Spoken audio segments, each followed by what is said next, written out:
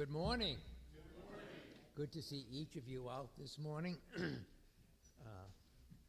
Welcome you here this morning, and just a delight to see you all out as we come to worship our God in spirit and in truth. And we pray that we have all prepared our hearts to come into this time, come into this very important session of praise to our God. And we want to welcome you here and also just remind you of this great time that we have together and this great privilege. By way of announcements, turn in your bulletin, if you would, to the back. There's a lot to be considered this morning. We want to mention that we're going to be having 2 congregational meetings in January. First is going to be on the 11th, and it is going to be for the purpose of considering the new child and teen protection policy, and this is going to be an important consideration as we go on, as we move through the coming years. But we're getting the base of that set up right now, and we're going to have to be very precise about that, and it's going to involve some training for those who will be involved with teens and minors. Also, that's on January 11th. And January 25th, 2 weeks later, we will have the congregational meeting where we will be looking to approve the budget. And if you will go above that, officer election process. And we're going to be looking for an elder, a deacon, a congregational chairman, and a treasurer. And these nominations are going to come from you. These are the people that you believe should be filling these roles, these very important roles in the church's life. And so we want you to make nominations and make them known. Also be aware that if you're going to nominate, say, Mike for something, that you let Mike know that you're nominating him, or that would he accept the nomination if he were nominated. So just be aware of that. Again, elder, deacon, congregational chairman, and treasurer. Those are the 4 offices that will be taken care of in this. Also note that there will be a Christmas Eve service at 5 p.m., Christmas Eve, 5 p.m., and it's a casual. Just kind of come in your festive outfits and festive minds and delighting in the celebration of the coming of our Messiah into the world. So I think that's all we need to consider by way of announcement. Yes, Dale. Sorry, they won't be able to hear me. But my own fault, I haven't got the information. Get in the bulletin, but we're not in agreement. Bible study on Wednesday night. We're not studying the Sermon on the Mount anymore. We're studying the life of Peter. It goes hand in hand with doing the preaching series and the epistles of Peter. And so we started that. The first one was last Wednesday, and we will continue that for 19 weeks. And it's videos by Dr. Barrett Scott. So the life of Peter. Good. Looking forward to that. I hope everyone's able to get out for that. Yes. Just for those who have not heard, we did cancel the Okay. Can you repeat it for the live stream people, please? It is the cancellation of Cookie cookie exchange. exchange is canceled for the 12th. Sorry about that. And also this. Yes, okay. I should have got the microphone and taken it out there. The study on Wednesday evening is no longer Sermon on the Mount. It is going to be studying the life of Peter, and I believe it's Derek Thomas who was doing the instruction. And it goes right along with what Pastor is studying, and kind of ties in a lot of the seasonal things that are going on in relationship to our celebration of the coming of Messiah. So just by way of that. Any more announcements? Okay. All right. Our preparation for worship is set before us in Isaiah 9, 6, and 7, and I would ask you to take a moment to read that and just to prepare your hearts for worship.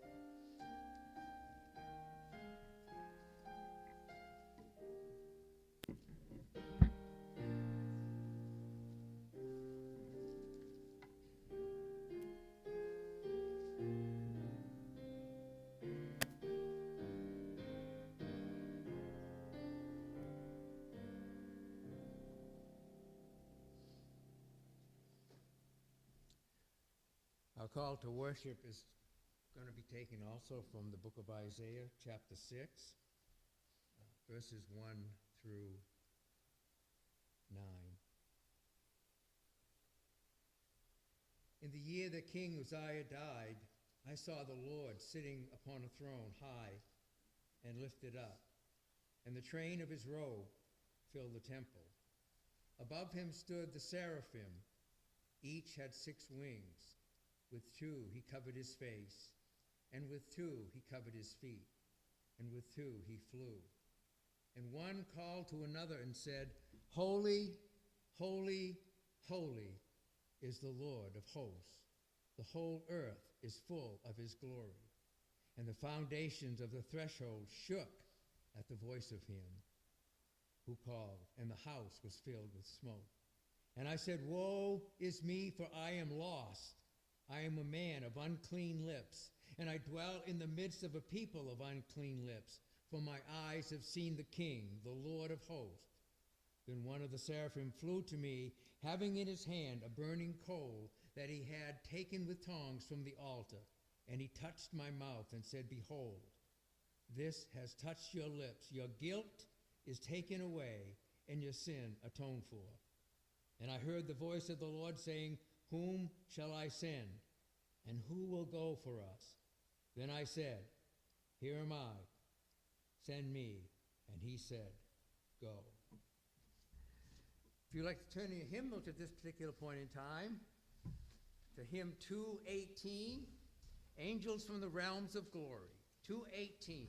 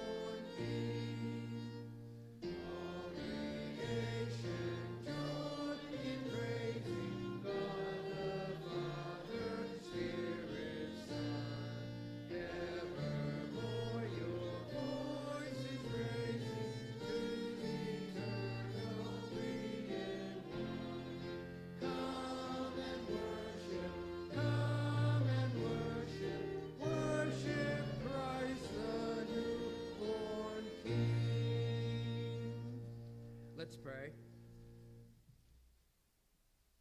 O God of glory and majesty and beauty and perfection, the God who is, who was, and forevermore shall be, the God revealed in perfection as one, yet 3 persons, Father, Son, and Holy Spirit. We come to you this day to worship you, to glorify you, to honor you in all that we think, in all that we do, in all that we say, in every song that we sing, in every prayer that is lifted up. We pray that you would indeed grant your grace and grant your mercy to each of us. Take away the cares and the affairs of this world and put in our hearts a desire for the things of you. And lead us in this time of worship that we might worship you aright and in spirit and in truth. We thank you and praise you that our Lord Jesus Christ, one who was with you from the beginning, one who was in your bosom, came to this earth and humbled himself as a servant to lead and to guide we who are very weak. He set up a prayer form for us, a prayer that we know and we continue to love and desire to share with one another and to pray before you, as he taught his disciples how to pray, saying, Our Father, who art in heaven, hallowed be thy name. Thy kingdom come, thy will be done, on earth as it is in heaven. Give us this day our daily bread, and forgive us our debts, as we forgive our debtors. And lead us not into temptation, but deliver us from the evil one. For thine is the kingdom, and the power, and the glory forever. Amen. You may be seated.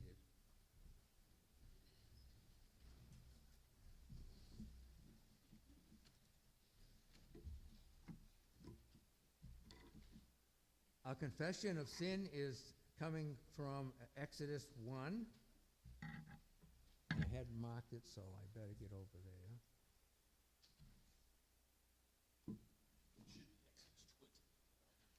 Oh, Exodus 20.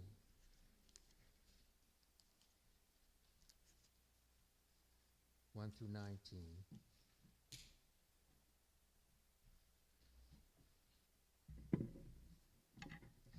Hear the word of our God.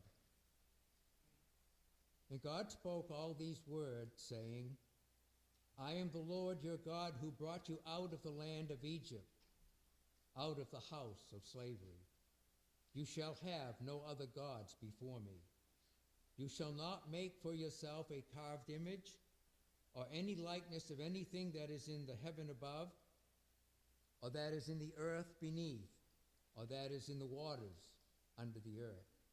You shall not bow down to them or serve them, for I, the Lord your God, am a jealous God, visiting the iniquity of the fathers on the children to the third and fourth generations of those who hate me, but showing steadfast love to thousands, and those who love me and keep my commandments. You shall not take the name of the Lord your God in vain, for the Lord will not hold him guiltless who takes his name in vain.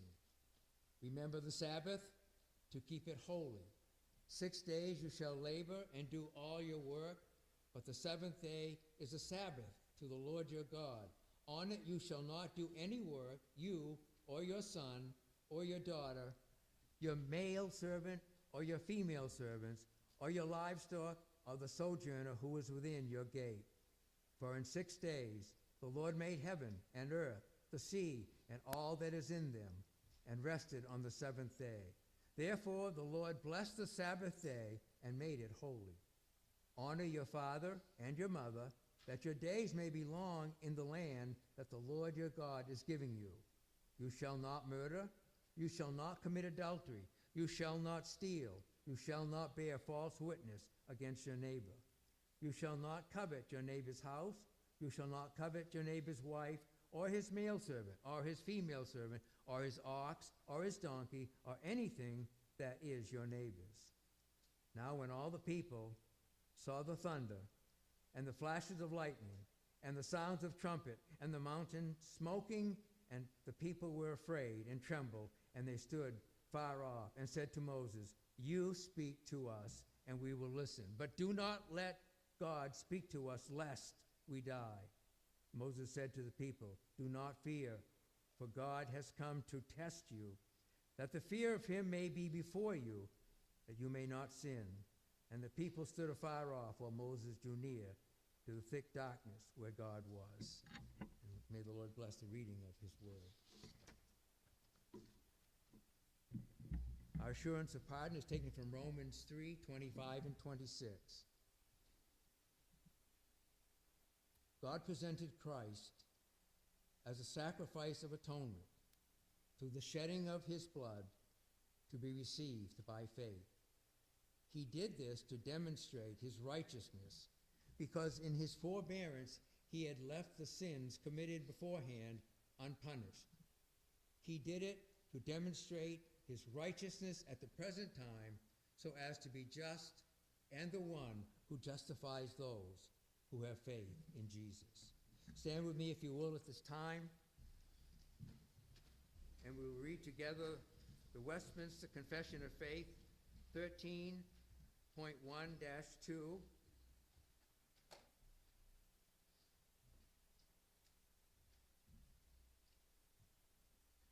They who were once effectually called and regenerated, having a new heart and a new spirit created in them, are further sanctified, really and personally, through the virtue of Christ's death and resurrection, by his word and spirit dwelling in them.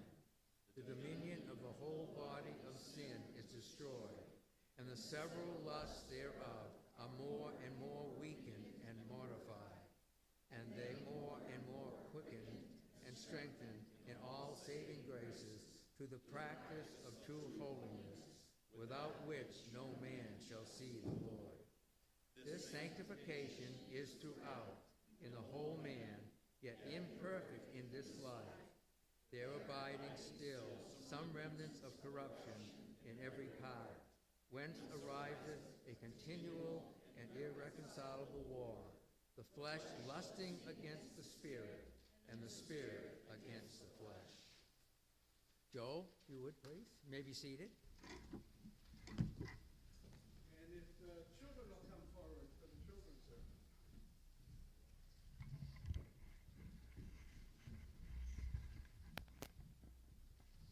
All right.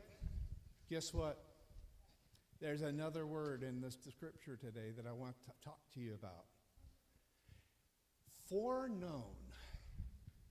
What do you think that means? Being foretold. Okay, it's close. It's close. Knowing what's going to happen, right? So it's one of those foreknown in the context that we have here. Peter is telling us that God foreknew that he was going to have to send Jesus, right? Which means that when God created the earth, he knew we were going to sin. He knew it was going to be necessary to send his son. That was his design.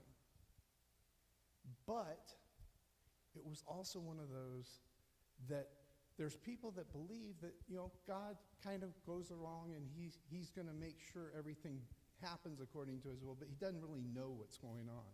But what Peter is telling us, God knew it, and God did it anyway, right? So the fact that Jesus came and died for our sins and rose again on the third day is because God had that plan of how he was going to save us. Because he loves us. Exactly. Let's pray. Dear Heavenly Father, we do thank you that you do love us. That you loved us enough to send your Son, whose birth we celebrate during this time of year. But you rose him again on the third day so that he is there with you. And all of this happened according to the plan you had before the world was ever created. In Jesus' name we pray. Amen.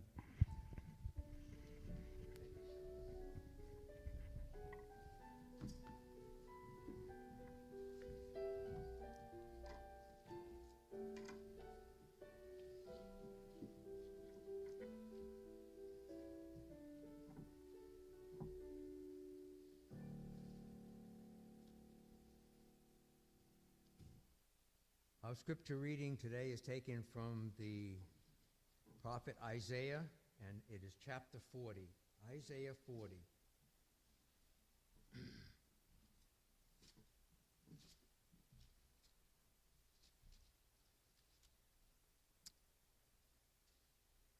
Comfort Comfort my people, says your God. Speak tenderly to Jerusalem and cry to her that her warfare is ended, that her iniquity is pardoned, that she has received from the Lord's hand double for all her sins. A voice cries in the wilderness, prepare the way of the Lord. Make straight in the desert a highway for our God. Every valley shall be lifted up, and every mountain and hill be made low. The uneven ground shall become level, and the rough places a plain. And the glory of the Lord shall be revealed, and all flesh shall see it together, for the mouth of the Lord has spoken.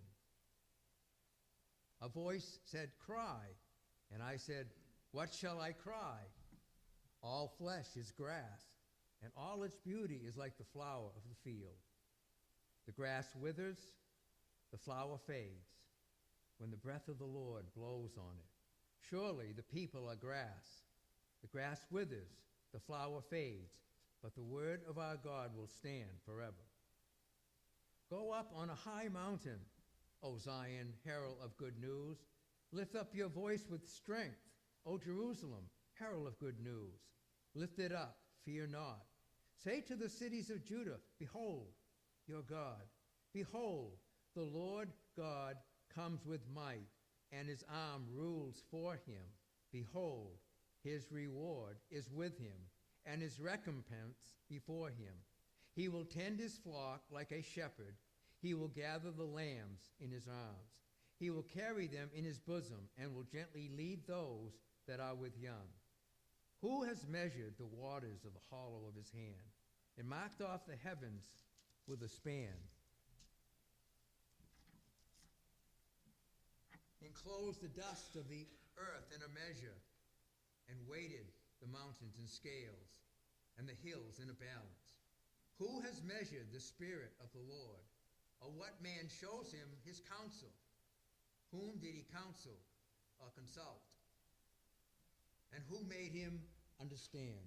Who taught him the path of justice and taught him knowledge and showed him the way of understanding? Behold, the nations are like a drop from a bucket and are accounted as the dust on the scale. Behold, he takes up the coastlands like fine dust. Lebanon will not suffice for fuel, nor are its beasts enough for a burnt offering. All the nations are as nothing before him. They are accounted by him as less than nothing and emptiness. To whom then will you liken God? Or what likeness compare with him? An idol, a craftsman casts it, and a goldsmith overlays it with gold, and casts for it silver chains. He who is too impoverished for an offering chooses wood that will not rot. He seeks out a skillful craftsman. He sets up an idol that will not move. Do you not know? Do you not hear? Has it not been told you from the beginning? Have you not understood from the foundation of the earth? It is he who sits above the circle of the earth, and its inhabitants are like grasshoppers, who stretches out the heavens like a curtain, and spreads them like a tent to dwell in, who brings princes to nothing, and makes the rulers of the earth as emptiness. Scarcely are they planted, scarcely sown, scarcely has their stem taken root in the earth. Then he blows on them, and they wither, and the tempest carries them off like stubble. To whom then will you compare me, that I should be like him, says the Holy One? Lift up your eyes on high and see who created these. He will bring out their host by number, calling them all by name. By the greatness of his might, and because he is strong in power, not one is missing. Why do you say, O Jacob, and speak, O Israel, my way is hidden from the Lord, and my right is disregarded by my God? Have you not known? Have you not heard? The Lord is the everlasting God, the creator of the ends of the earth. He does not faint or grow weary. His understanding is unsearchable. He gives power to the faint, and to him who has no might he increases strength. Even youth shall faint and be weary, and young men shall fall exhausted. But they who wait for the Lord shall renew their strength. They shall mount up with wings like eagles, and they shall run and not be weary. They shall walk and not faint. Praise be to God for his word.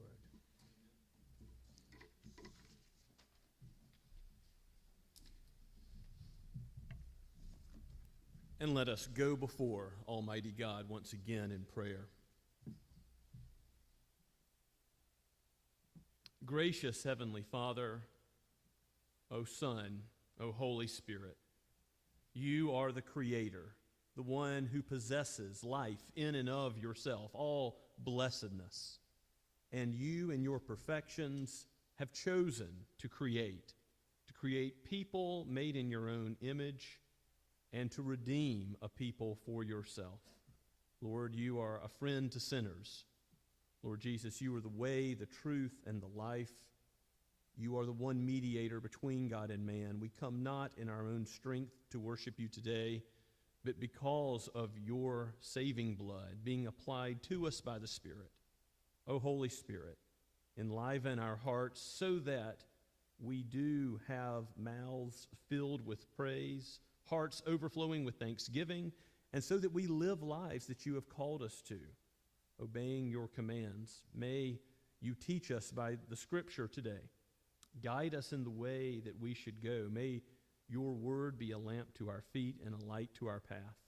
You are a rock and our fortress and hiding place. There is no one else who is trustworthy in giving us the meaning of our own lives and of this world and its ultimate end. Remind us, let us remember the hope that you have placed for us in heaven, how Christ has prepared a place, and he will bring us home to himself. O Lord, do not let our grasp on this world be too firm, but let us remember to carry all material things with a loose hand, knowing that you are God and all things belong to you. You have given us stewardship, but for a little while. Lord, bless us in our resources as a church to use them for your kingdom's purposes, and bless us as a congregation as we seek to think about the budget for the year to come, the needs of the church, both here and to the ends of the earth, that we would be about the business you have called us to. And Father, we thank you for how you have blessed us in this place with a building that we can meet in, with the freedoms that we enjoy, with so many who are giving their time and ministry teams and volunteering in various ways. Do help us in our ministry to children and to teens, that we would be zealous in how we deliver God's word, your word to them, and also, Lord, how you would call us to protect and safeguard their lives. Father, bless that meeting of the congregation on January the 11th, and bless our congregational meeting on the 25th. Most of all, Lord, we pray with thanksgiving that you would raise up more elders and deacons like those you have given us. Yes, we are flawed human beings, but you have equipped and you have given us the strength to govern in your church, to care for mercy ministry, and to care for the oversight of your flock, O Christ, under your authoritative word. So we pray that you would strengthen those of us called to this task now, and raise up the next generation of those who would be elders and deacons in your church, and make that abundantly plain to the congregation, that we would have unity and joy in selecting from amongst us those who would serve in these offices, as well as with the office of congregational chairman and treasurer. We ask, Lord, that you would do this for the glory of your great name. Give us opportunities to love one another as brothers and sisters in the Lord. May we evidence the love that you've shown for us in how we treat one another. Give us abundant patience and forgiveness towards one another, and may that love overflow to those that do not yet know Christ. Father, give us opportunities to have Christian fellowship near those who are not yet Christians, that you would use your Spirit to raise conversations and work in such a way as to draw others into this love, to this fellowship, which is real, yes, which is flawed and imperfect in this life, but you are changing us, and you are making us more and more obedient to the truth by your living and abiding word. So, Lord, let that word which is implanted in us cleanse us and comfort us and assure us and give us confidence in the means that you have ordained, even the preaching of the gospel and the sacrament as it presents the gospel to us today. Let these means be what we rely upon to see others gathered into the church and the saints perfected. For we know our days are short. Soon and very soon we will return to dust. And, O Father, you have made us for yourself, that we would know your glory, that we would be with you and behold the light of your presence. O come, Lord Jesus, and right every wrong, bring justice. Father, bring justice upon the earth like an ever-flowing stream. We pray for not only those things that are affected by human governments, but we also ultimately pray for that which is affected by your spiritual government. As you, O Lord Jesus, are King and head of the church, give revival to your people. Gently lead those who are broken. Bind up the wounded. Give healing to those who perhaps have been wronged or understood your word incorrectly by the wrong actions of other believers. Lord, forgive us for when we fail, and give us a zeal for your own glory so that we would live in the way that you have called us to. Father, we pray for those who are finishing exams, for college students, for those who are suffering physically, for those who are enduring pain. We lift up Chip Watson before your throne. We pray, Father, for Rob Walters and his wife Carrie. We pray, Father, for Rob's cancer, that you would cause it to completely be arrested. Lord, we lift this up in your holy name, knowing that you are able. We pray for Carrie's health as well. And Lord, we also lift up with thanksgiving the child in Amanda Leidy's womb, that you have placed this little girl there, and we give you praise for that. Bless Ezra and Malachi and Tristan and Amanda.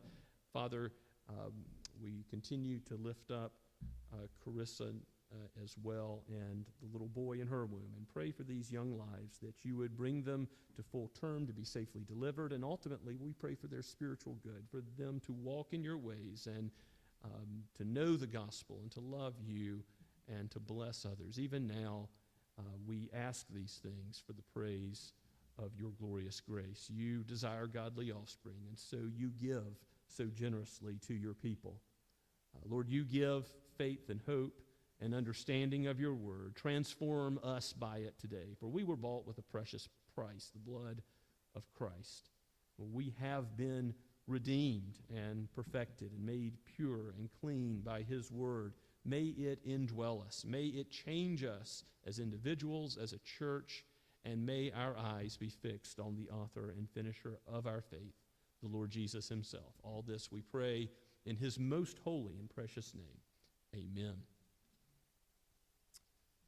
Let us continue to praise the Lord in song as we sing Trinity Hymnal number 241. Let's stand as we sing.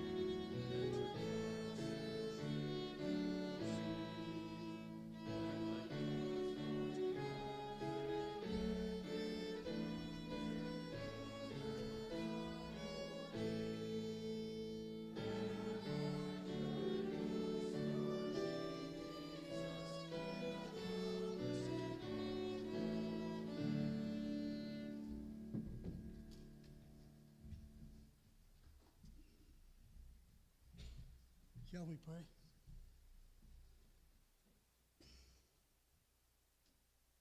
Father, Son, Holy Spirit, we come before you with anxious hearts sometimes, with sin in our hearts sometimes. But we thank you that you sent your only begotten Son to give us that grace, God's riches at Christ's expense, to make us whole in your eyes. We thank you for this church that presents the gospel. We thank you for the people of this church, the elders, the deacons, the Sunday school teachers, piano player,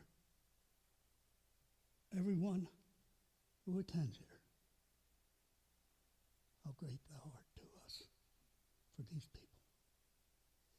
May we honor you, and I thank you for making our offering coming very, very close to meeting the budget. We have many more things to do, Lord. We look forward to what you are going to do for us. In Christ's name, amen.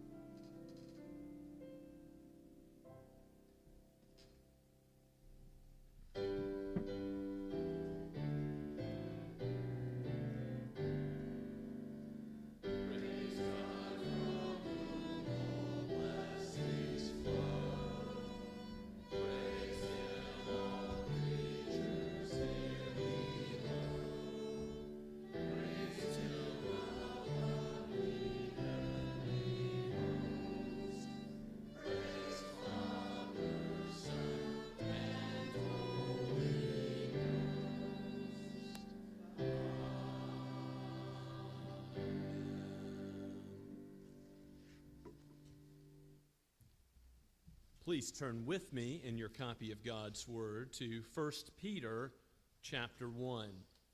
We're looking at the remaining verses in chapter 1 this morning, verses 20 through 25. If you do need a copy of Scripture, we have some under the bulletin board in the back, which you're welcome to use today or take home with you as our gift if you would like to keep it for yourself. Now, Peter has been explaining the glories of the gospel and how we are called to be holy as the Lord is holy, and that we are redeemed not with the price of precious material things like gold or silver, but with the blood of Christ, the unblemished Lamb of God. And that is why we are able to be cleansed and change in obedience, following him more and more, to the praise of his glorious grace.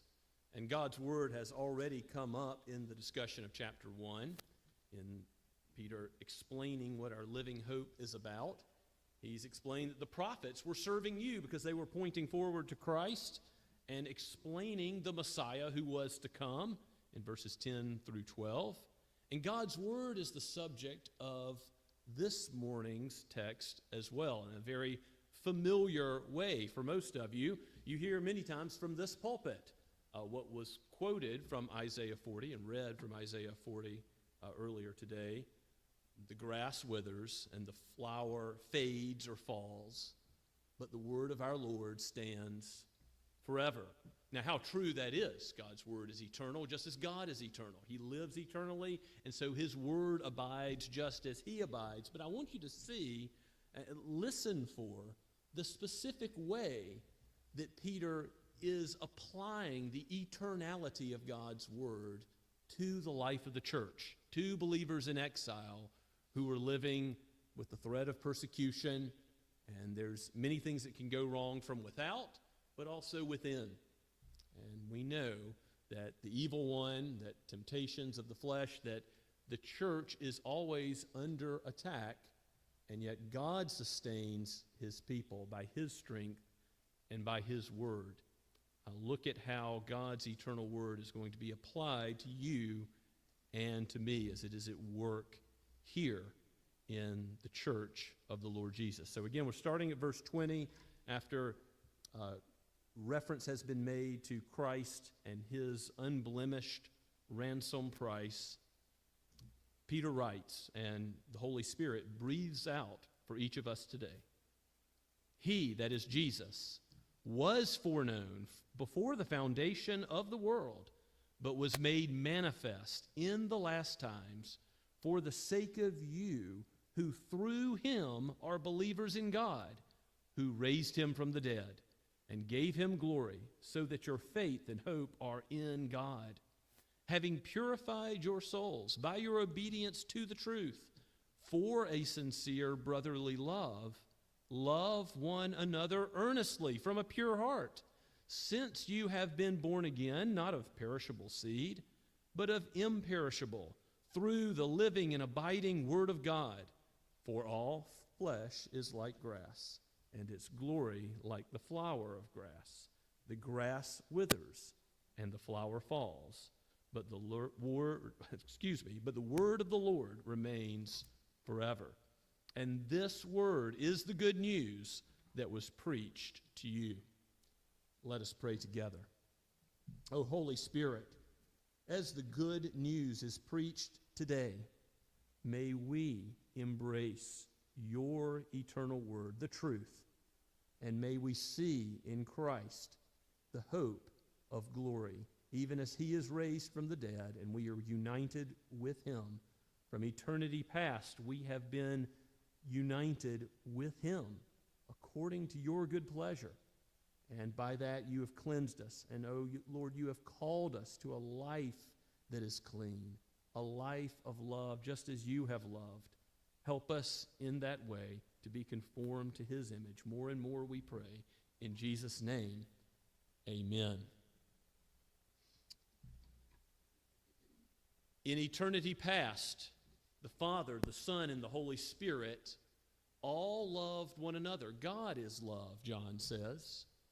But we were predestined with Christ in eternity past. Paul writes in Ephesians chapter 1, verses 3 and 4, that we are united with Christ in eternity past. God the Father planned to send the Son. The Son agreed. The Holy Spirit agreed to go and be sent to bless believers. So in eternity past, there is this a covenant within the Trinity to save.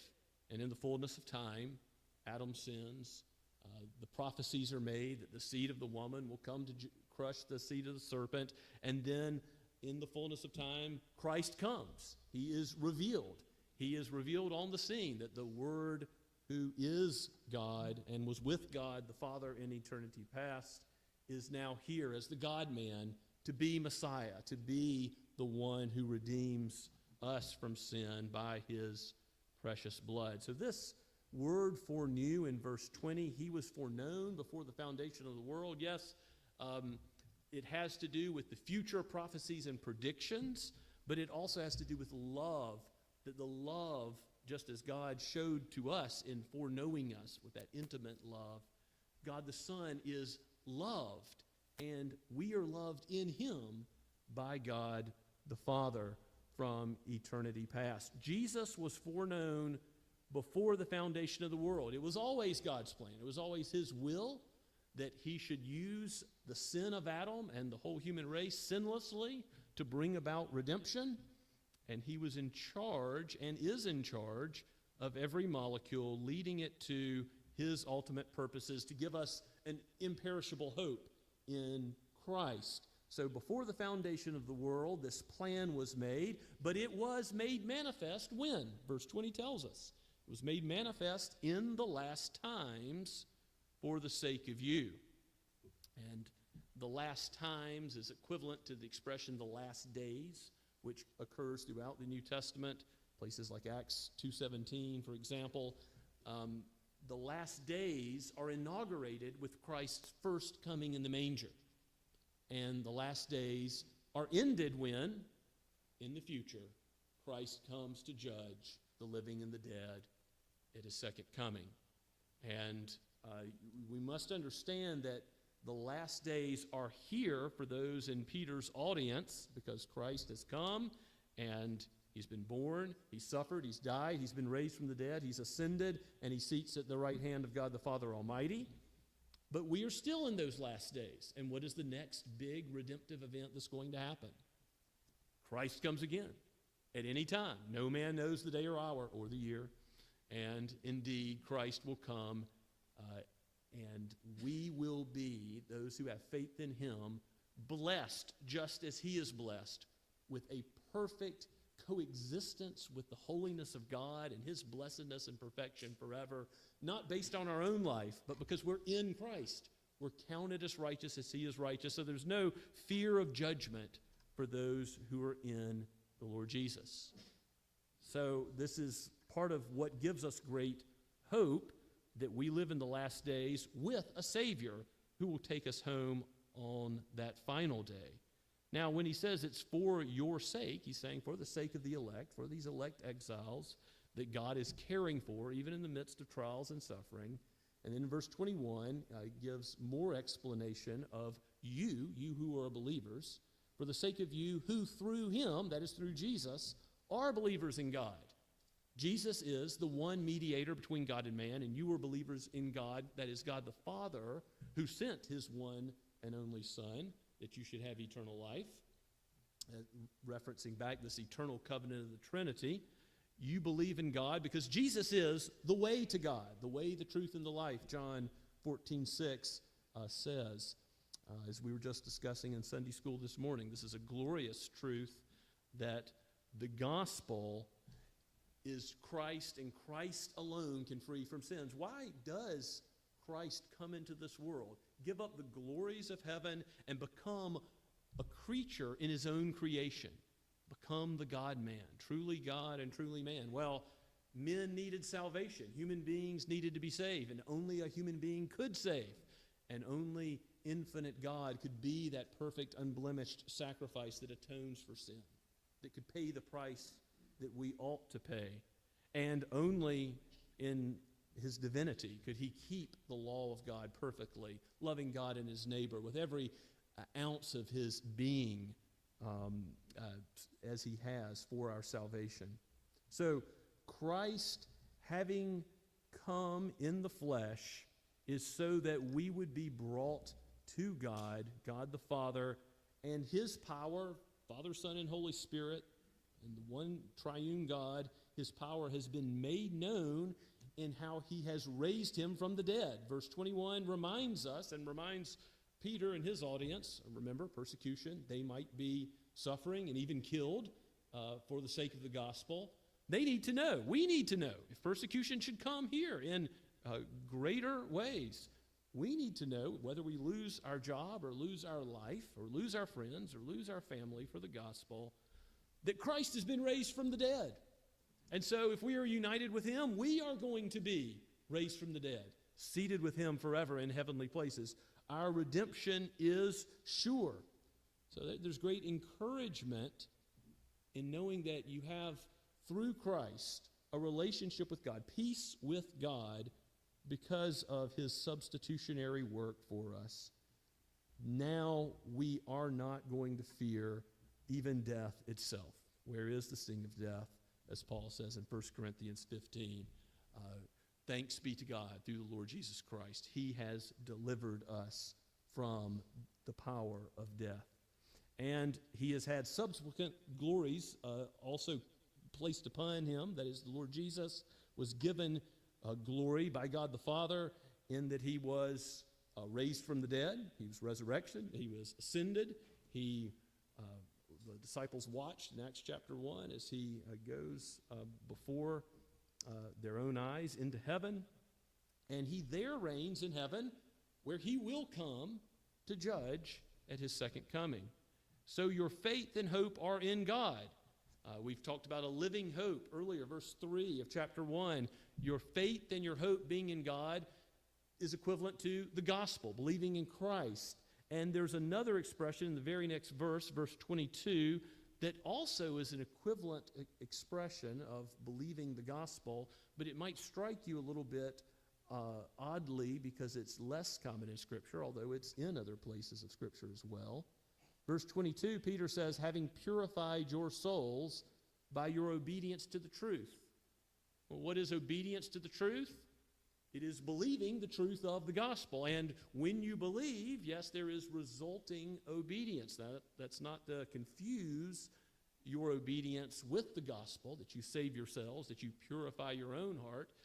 No, there is a sense in which you have human faith, but that human faith even is a gift from God, so that no one can boast, Paul says in Ephesians 2:8. So having purified your souls, I believe does refer to that initial cleansing that God gives us, cleansing us from sin by our faith, which is ours. You've purified yourself. You love God because he has first loved you. Ultimately, this purification is from God, a gift of God, and it is going to give you in obedience to the commands of Jesus, a resulting sanctification in a full-orbed gospel. And part of that sanctification is what Peter highlights that the Word of God does in the church, here in verse 22, for a sincere brotherly love. Now, what's going on in the church in Peter's day that causes him to exhort the church in this manner? I don't know for sure, but I know that there are often ways in which the apostles exhort the church to be patient with one another, to forgive one another, to care for one another spiritually and materially.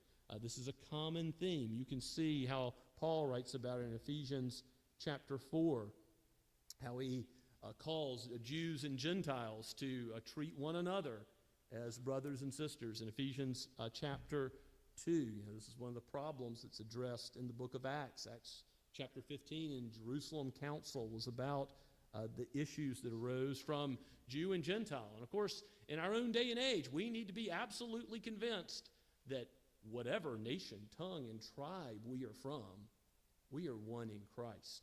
And that supersedes any ethnic differences between us, any differences by governments and their borders. I mean, Venezuelan and Chinese and Russian Christians are in our family just as much as believers here in the United States and in Somerville.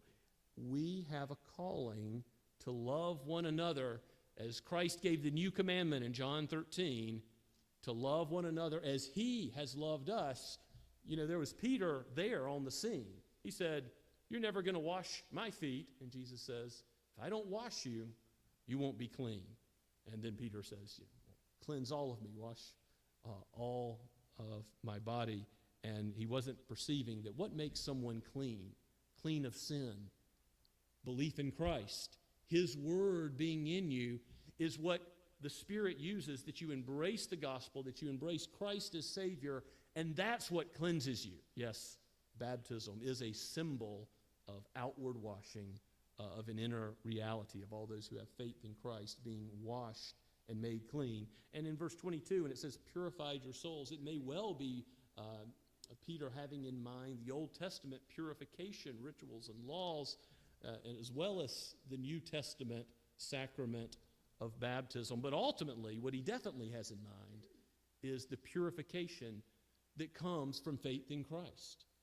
How are we made clean? By faith in him. John chapter 15 says as much. Jesus is famously giving the I am, the true vine statement there in verse 1. I am the true vine, and my Father is the vine dresser. Every branch in me that does not bear fruit, he takes away, and every branch that does bear fruit, he prunes that it may bear more fruit. You see that obedience is the result of true faith. Already you are clean because of the word I have spoken to you. Already, Jesus says, your sins are forgiven. He is faithful and just to forgive you of your sins.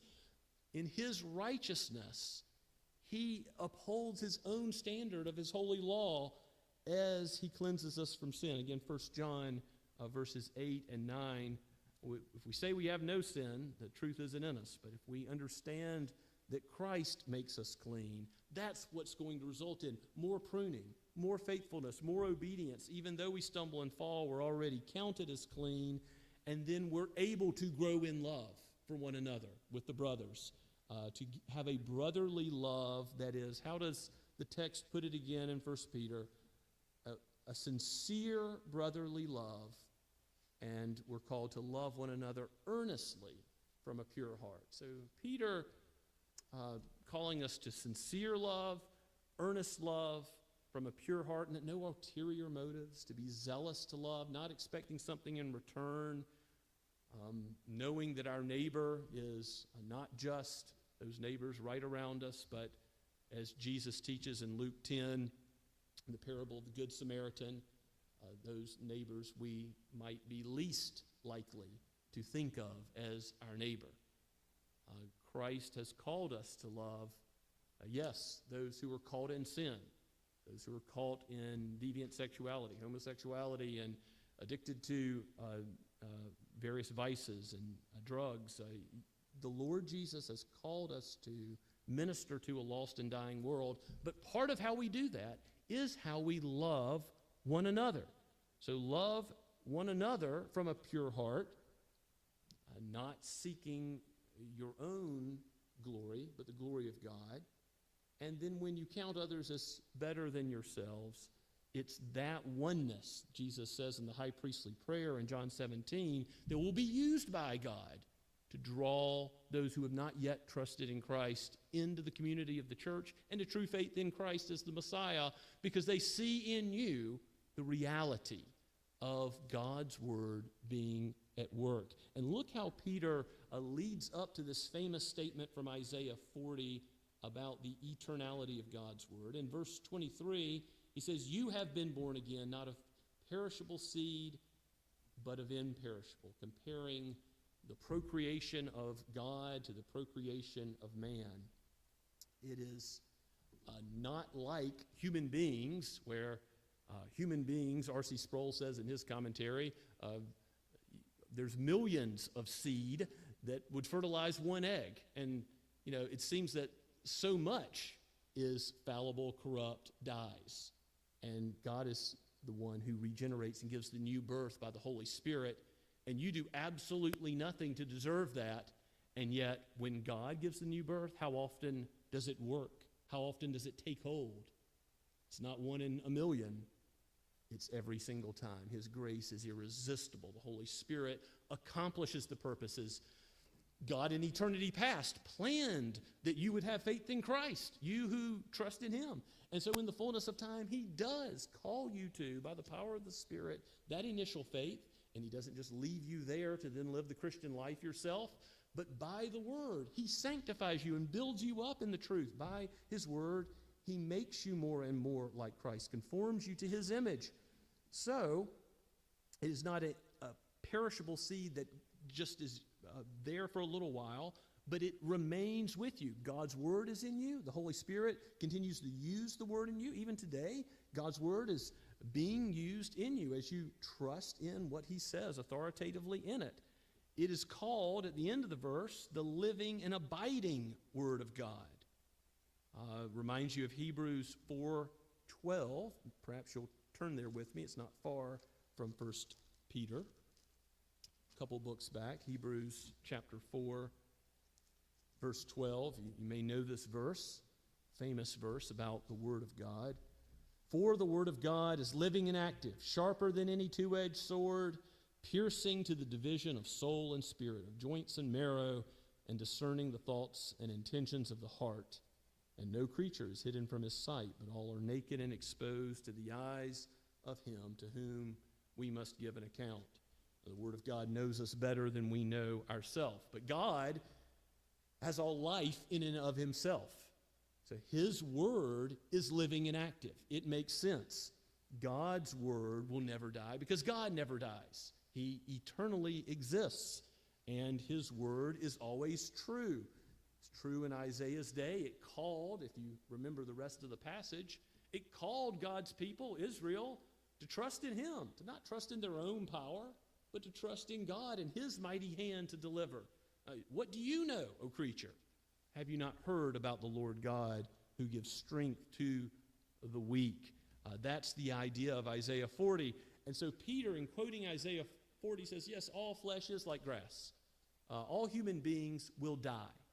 All human beings will return to dust as we have come from dust in Adam.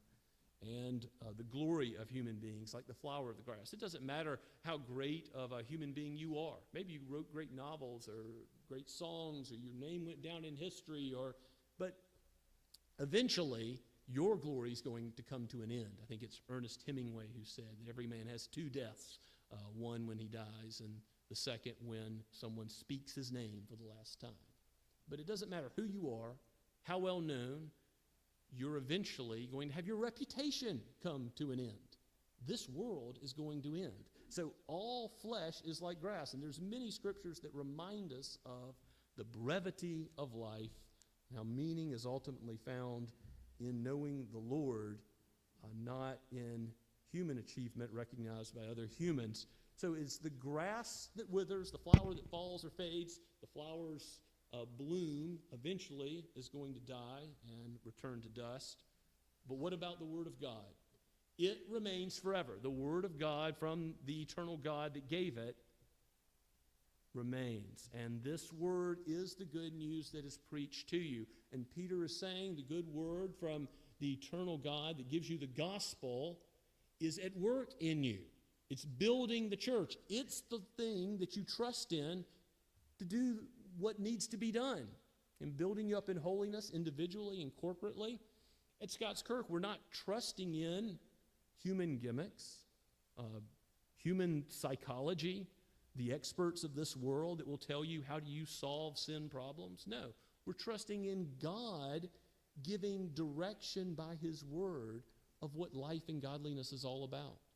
It is sufficient for all that we face, and God's word is eternal. It's already in you. And so what do you think he's going to do with it in your life? He's going to change you. People change.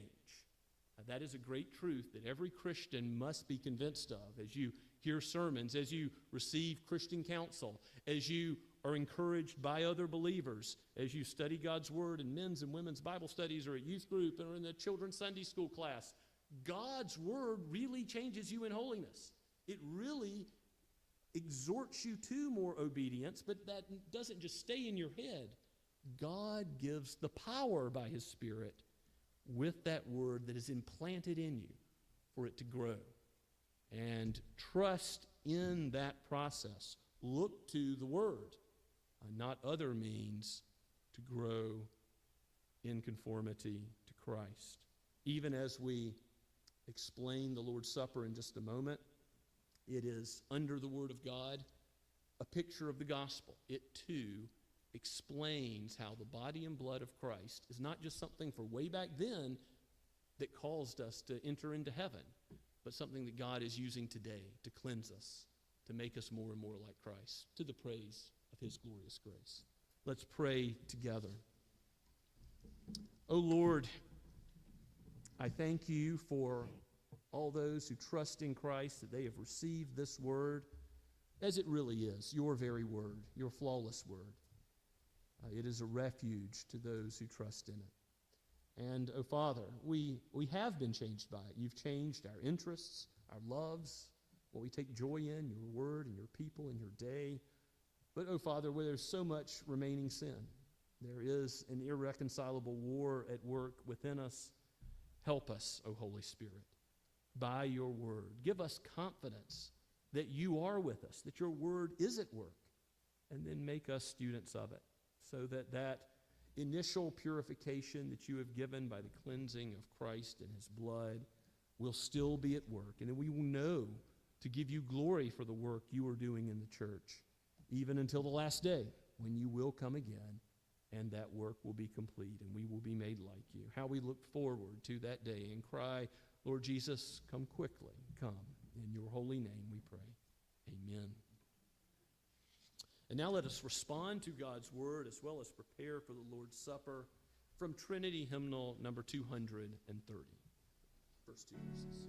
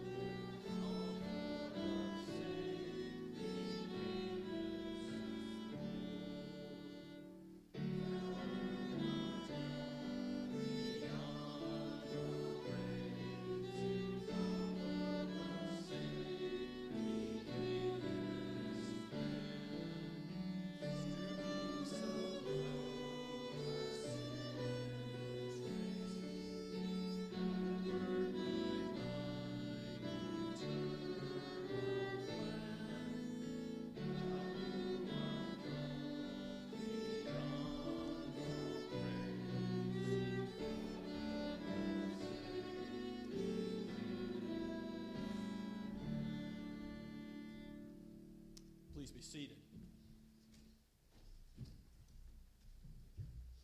As we come to the table, we welcome you in the name of the Lord Jesus Christ to come to his table. This is not the table of Scots Kirk Presbyterian or of the Associate Reformed Presbyterian Church.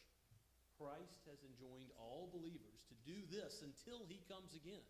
And so if you are a member of the visible church, that is, you are professing faith in Christ, and a member of a church where you're not under discipline, you're a member in good standing, we invite you to come and partake of the Lord's table today. Now, if you're a child and not yet profess that faith as your own, do not yet partake, because you're to understand the meaning of the body and blood of Christ represented by these common elements. And talk to your parents. Talk to those in the body of Christ here about that. Look at the elements as they pass by. If you're not yet trusting in Christ, the same goes for you. Consider the gospel as it passes right before you. No, these elements don't work magically to transform anything. But God has ordained that his word changes his people. And in the same way, he's ordained that the sacrament, when received by faith, and the gospel is what you're trusting in, it changes you.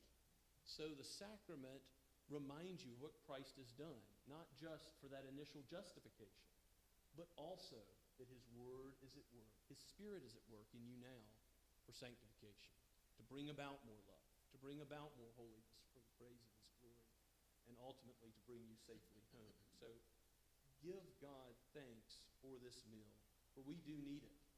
And I read to you the words of institution as are recorded in 1 Corinthians chapter 11. The Apostle Paul writes, "For I received from the Lord what I also delivered to you, that the Lord Jesus, on the night when he was betrayed, took bread, and when he had given thanks, he broke it and said, "This is my body, which is given for you. Do this in remembrance of me." In the same way also, he took the cup after supper, saying, "This cup is the new covenant in my blood. Do this as often as you drink it in remembrance of me. For as often as you eat this bread and drink the cup, you proclaim the Lord's death until he comes." Let us pray together. O gracious Father, you have ordained that these things that are tangible to our senses would remind us of something that is imperishable, eternal, even your love, even the unseen Christ who reigns and will come again on the great day of judgment. So we observe this supper as you have called us to. We pray that your Spirit would be at work so that we would embrace Christ and know that we have been made clean by his word at work in us. Lord, give assurance of salvation to those who are stumbling, who are weak, who are strong. Father, wherever we are in the Christian life, may you strengthen us by your word and sacrament today. And may you give us a zeal for what you are zealous for. Love of the lost, love of sinners, that you might rescue those who are in need. And we pray this in the name of Christ, the precious Lamb of God. Amen.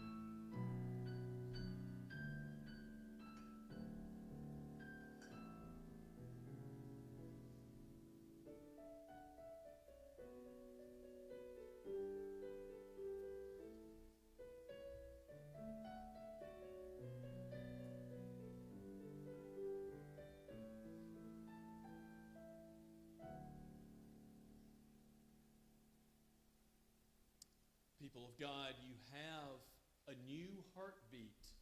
You have brotherly love. And yet God, the Son, has died so that that heartbeat might grow more and more to the praise of his glorious grace. His word is at work in you. He is at work in you and will be eternally. Rejoice and give thanks.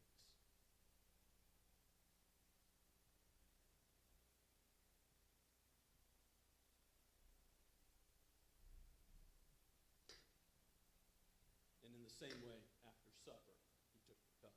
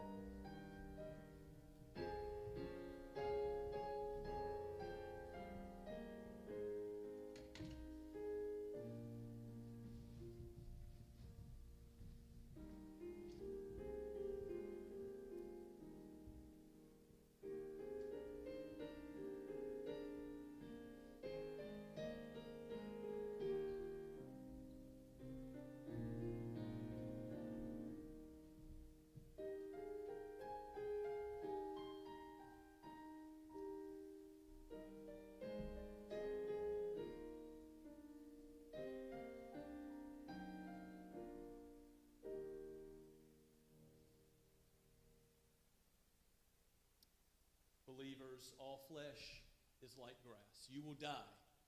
But as Christ said, the one who believes in him will live and never die. Praise be to his name.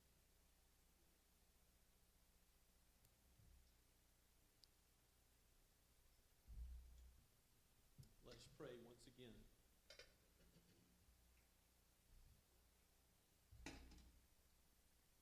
Lord Jesus, you have saved us with an everlasting love. You have delivered us from death. So let us love one another with the love you have shown to us. May we wash one another's feet. May we truly bless others with our time and energy and talents as you have called us to. May you aid us in loving our neighbors who are still caught in the ways of sin. May you bring them out of darkness and into your marvelous light as you are so pleased to do. Give us a zeal and a love for what you love, even the redemption of those who are unjust. We thank you, Lord, that you call sinners your friends. And for this meal, highlighting that very truth, we pray all this in Christ himself. Amen. Now let us stand and sing our third and final verse.